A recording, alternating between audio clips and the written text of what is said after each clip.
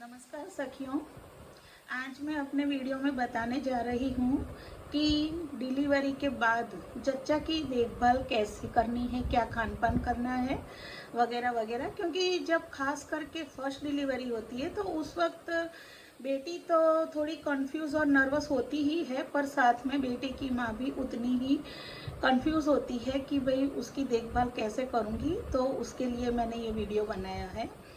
सबसे पहले तो जब भी जैसे ही प्रेगनेंसी का पता चलता है, पेट पर आप जो भी मतलब गर्भिणी स्त्री है उसे अपने पेट पर बादाम का तेल हल्के हाथों से रोज नहाने के बाद लगाना शुरू कर देना चाहिए, ताकि स्ट्रेच मार्क ना बने, और बने तब भी डिलीवरी के बाद चले जाए। खास करके जब अंतिम दिनों में गर्भ धारण के अंतिम महीनों में जब पेट काफ़ी बढ़ जाता है तब वहाँ पर स्किन पर खुजली भी बहुत आती है। लेकिन उस वक्त खुजाइए मत, ये गलती मत करिए। हाथ से खाली फेर लीजिए, लेकिन नाखून से खुजाएंगे तो स्ट्रेच मार्क फिर परमानेंट हो जाते हैं, वो जिंदगी भर जाते नहीं है। और फिर जब पेट भद्दा हो जाता है तो बाद में साड़ी या लहंगा पहनने में फिर दिक्कत होती है। तो खास करके ये ध्यान रखिए। अब जो है वो जो डिलीवरी का आखिरी महीना होता है, तो जो आखिरी 3 हफ्ते हैं उस तब से एरंडी का तेल यानी कैस्टर ऑयल थोड़ा थोड़ा लेना शुरू कर देना है। आजकल तो एरंडी का तेल कैप्सूल्स के रूप में मिलता है, तो अब कोई स्वाद का कोई प्रश्न नहीं है। लेकिन जो पहले 3 हफ्ते जब बाकी रहते हैं डिलीवरी डेट के, तो पहले जो 2 हफ्ते हैं तो उसमें हर तीसरे चौथे दिन रात को सोने से पहले गर्म पानी के साथ 2 कैप्सूल वो एरंडी के तेल की ले लेनी है, कैस्टर ऑयल की ले लेनी है। उससे दूसरे दिन थोड़ा आपको डायरिया जैसा लगेगा, लेकिन आंतों का साफ होना जरूरी है। इसलिए ताकि अगर कभी आपको एकदम से डिलीवरी का पेन हो जाए और उस वक्त आप जोर ले रहे हो, तो कई बार ऐसा होता है कि अगर आंतें मल से भरी होती है तो उस वक्त फिर मल भी निकल जाता है, तो बच्चे के लिए हाइजीन का खतरा हो जाता है। खास करके ये जरूरी है इसलिए।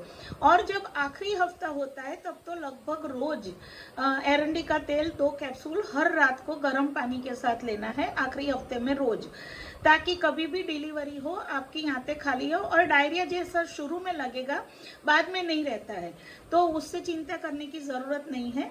लेकिन आपका पेट उस वक्त साफ हो, ये ज़्यादा ज़रूरी है। दूसरी बात कि डिलीवरी के बाद का रूटीन क्या हो।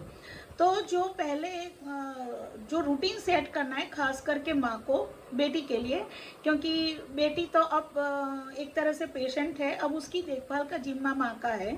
तो घर के लोग सारे उठें उसके पहले जच्चा और बच्चा दोनों की मालिश और स्नान हो जाना चाहिए, ताकि बाद में उसे मतलब कोई संकोच का भी सामना ना करना पड़े और उसकी पूरी तरह से देखभाल हो जाए, ताकि माँ भी उस वक्त फ्री रहती है। इसलिए अब उसके लिए जब मालिश है, अगर सिजेरियन डिलीवरी है तो मालिश ना करें।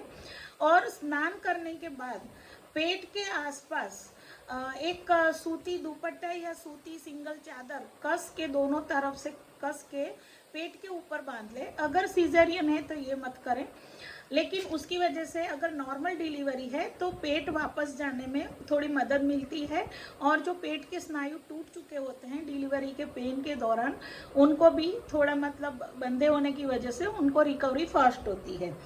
उसके बाद जो करना है वो ये करना है कि रात को 2 चम्मच सुवा, जिसे डील सीड्स कहते हैं, 2 चम्मच सुवा और 1 चम्मच मेथी दाना, वो रात को 1 गिलास पानी में भिगो लेना है। फिर सुबह उस पानी को गर्म करना है, उसमें डालनी है थोड़ी तुलसी पत्ती, थोड़ी सी हल्दी और गुड़। इतना डाल के आप उबालिए तब तक जब तक आधा कप पानी रहता है। उसके बाद उसे नीचे उतार के उसे छान लें, उसमें थोड़ी सी हल्दी चुटकी भर और 1 चम्मच घी डालकर जच्चा को पिला दें। इसकी वजह से ये जो सुबह और मेथी का कॉम्बिनेशन है, इसकी वजह से गैस नहीं बनती है और पाचन भी अच्छा होने लगता है, और उसकी वजह से बच्चे को भी गैस नहीं बनती है, क्योंकि जो सुआ मेथी वगैरह खाया जाता है वो माँ के दूध के जरिए पेट में भी जाता है, और वो दूध उन्हें बच्चे को गैस नहीं होने देता है, मेथी और सुआ वाला। तो ये पानी कुछ भी खाने से पहले, स्नान के तुरंत बाद दे दिया जाए। उसके बाद उसके साथ में हीरा बोल करके आता है, एक औषधि है। तो आजकल तो उसकी अब टैबलेट्स आती हैं, तो वो एक टैबलेट इसी गुनगुने काढ़े के साथ आप दे दें, ताकि वो भी एक तरह से काम करने लगे अंदर। इससे वायु नहीं बनेगा और हीरा बोल की वजह से कमर में दर्द नहीं होता है, जो बाद में औरतों को रह जाता है। और इसकी वजह से ये सुवा वगैरह जो है वो गर्भाशय के संकोचन में भी बहुत मदद करता है। तो ये सारा काढ़ा देने के बाद अब अगर नॉर्मल डिलीवरी है तो उसे धुनी दीजिए। धुनी मतलब अंगीठी में धुआं करना है। तो एक मिश्रण है, वो आप पहले से, जब से मतलब गर्भावस्था का 6वां-7वां महीना लग जाता है, तो उसके बाद से थोड़ा लहसुन के छिलके, अंडे के छिलके और ये अपने जो बाल होते हैं वो जो गिरते हैं, अपन झड़ते हैं कंघी के दौरान, वो सब इकट्ठा करना शुरू कर दीजिए। तो जब अगर नॉर्मल डिलीवरी है तो वो एक छोटी सी अंगीठी लीजिए, उसमें कोयला जलाइए। उसके बाद 7 चीज़ों का मिश्रण है, और वो 7 चीज़ें हैं सुवा, अजवाइन, लहसुन के छिलके, हल्दी, चीनी, अंडे के छिलके और इंसानी बाल। ये उसका मुट्ठी भर के आप उस अंगीठी में डाल दीजिए, और उसके बाद उसका जो धुआं निकलता है तो वो प्राइवेट पार्ट पर लेना है। इसलिए 2 टांगों के बीच में वो अंगीठी रखनी है, और ऊपर से थोड़ा सा कपड़ा लपेट देंगे तो वो धुआं सीधा प्राइवेट पार्ट को मिलेगा। तो उसकी वजह से जो अगर कभी वाइजाइनल इन्फेक्शन वगैरह होने के चांसेस रहते हैं तो वो भी नहीं रहते हैं, और अंदर वाइजाइना का चुस्तपना वापस लौटना शुरू हो जाता है, उसकी इलास्टिसिटी वापस आनी शुरू हो जाती है। अब ये धुआं 5-7 मिनट तक लेना है। उसके बाद ये अंगीठी आप जच्चा की खाट के नीचे सरका दें। इसकी वजह से ये जो उसका गद्दा रहेगा वो थोड़ा गर्म रहेगा, तो उसकी कमर को और बदन को, पूरे बदन को थोड़ा सेंक मिलता रहेगा, और उसकी वजह से उसको बाद में कमर की तकलीफ नहीं होगी, और जो गैस होती है वो भी नहीं होगी। दूसरी बात कि स्नान करवाने के बाद जच्चा के कान में रुई डाल दें और फिर स्कार्फ पहना दें। और ये खास ज़रूरी है क्योंकि आजकल पंखे फुल चढ़ते हैं, और हमारे यहाँ 9 से 10 महीने गर्मी रहती है, तो पंखे चलते हैं।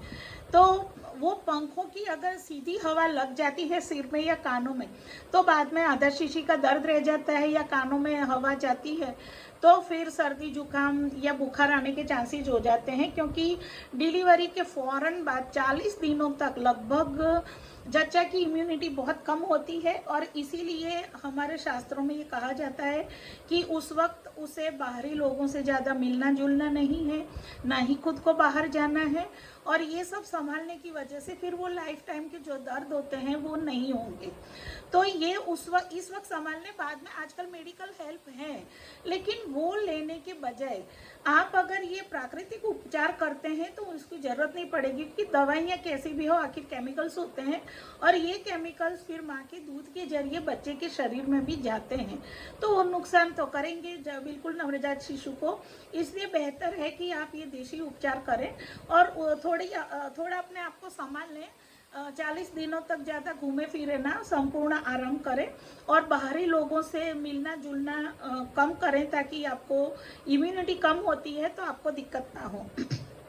दूसरी बात कि जो ये सुवा मेथी का पानी है उसको लेने के आधे पौने घंटे बाद एक सूखे नारियल का टुकड़ा ले, और उसके ऊपर थोड़ा गुड़ रख के माँ को दें खाने के लिए। और नाश्ते में उसके साथ में शतावरी डाला हुआ दूध, शतावरी का पाउडर डाला है वो ऐसा दूध देना है उसको।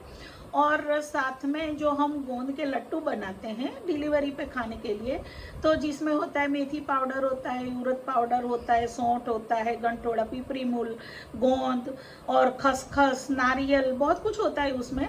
तो वो एक लड्डू उसे देना है, मतलब एक सूखे खोपरे का टुकड़ा, उस पर गुड़ और शतावरी डाला दूध, ये 40 दिनों तक सिर्फ नाश्ते में यही देना है। तो उसकी वजह से दूध की क्वालिटी अच्छी हो जाएगी, और अगर दूध कम आ रहा है माँ को तो उसकी क्वांटिटी भी बढ़ेगी, तो बच्चे का पेट भरा रहेगा तो वो रोएगा भी नहीं।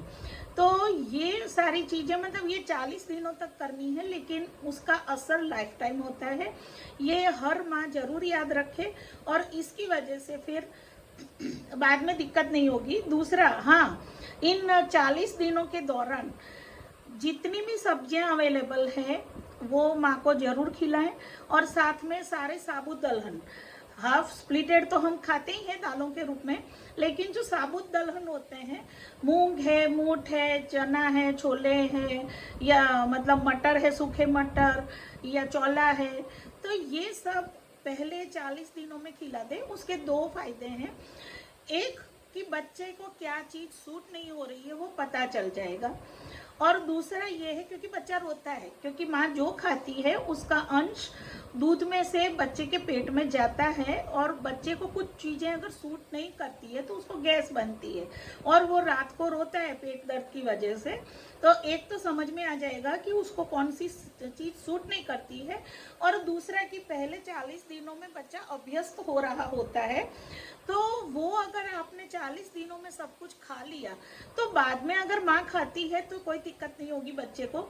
लेकिन अगर आपने इन 40 दिनों में जो चीज़ छूट गई वो अगर आप बाद में खाते हैं और बच्चे को सूट नहीं होता है, तो फिर वो आपको, जब तक बच्चा ब्रेस्ट फीड करता है वो चीज़ आप नहीं खा सकते हैं। तो माँ बनना मतलब सिर्फ बच्चे को जन्म देना नहीं होता है, बल्कि ये बहुत सारी चीज़ें हैं कि जो अपने आप में लागू करनी पड़ती है। अपने शौक और मतलब चटाकेदार खाने को अभी अवॉइड करना पड़ता है, और बच्चे की सेहत का ध्यान ज़्यादा रखना पड़ता है। दूसरे कि अगर माँ को कुछ छोटी मोटी दिक्कत होती है तो बजाय फटाफट दवाइयाँ लेने के उसे आयुर्वेदिक उपचार करने चाहिए। कभी सिर दर्द हो गया, कभी बुखार हो गया, तो आप पहले आयुर्वेदिक उपचार करो ताकि बच्चे को ज़्यादा दिक्कत ना हो। और दूसरे की एक बात खास याद रखो, मैंने जो अभी बात आप सबको बताई है, और ख़ास करके कान और सिर बांधने वाली बात है, तो वो आप ज़रूर अमल में लाओ, क्योंकि उस वक्त अगर माँ को कोई बुखार वगैरह हो जाता है, शुरुआत के 10-15 दिन बहुत अहमियत रखते हैं डिलीवरी के बाद, तो अगर उस वक्त माँ को कोई बुखार ऐसा हो जाता है तो वो जानलेवा भी होता है। तो उस वक्त माँ को संभालना बहुत ज़रूरी है, और इसीलिए लोगों से मिलना जुलना नहीं है ताकि उसको कोई रोग ना लगे। और दूसरा कि अब ये सब चीज़ें आजकल की मतलब माँओं को पता नहीं होता है, वो काफ़ी कंफ्यूज हो जाती हैं। तो आप कंफ्यूज ना हो सकता है आपको शायद मेरा ये वीडियो हेल्प करे। और अगर आपको नवजात बच्चे की देखभाल के बारे में भी जानना है तो आप नीचे कमेंट बॉक्स में बताइए, मैं ज़रूर से दूसरा फिर वीडियो बनाकर डालूँगी। तब तक नमस्कार।